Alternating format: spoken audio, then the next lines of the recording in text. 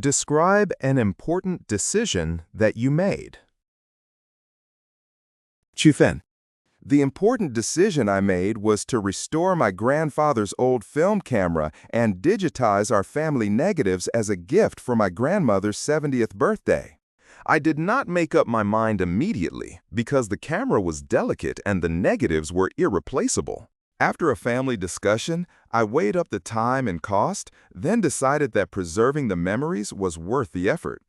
I arranged for the camera to be repaired carefully and worked through the negatives one by one, saving clear digital copies.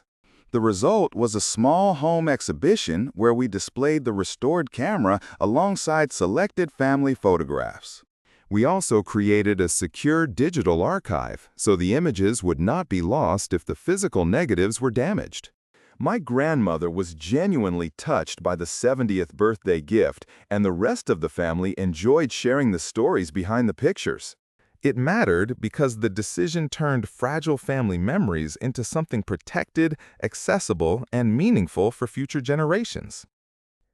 更多雅思内容都在我的主页。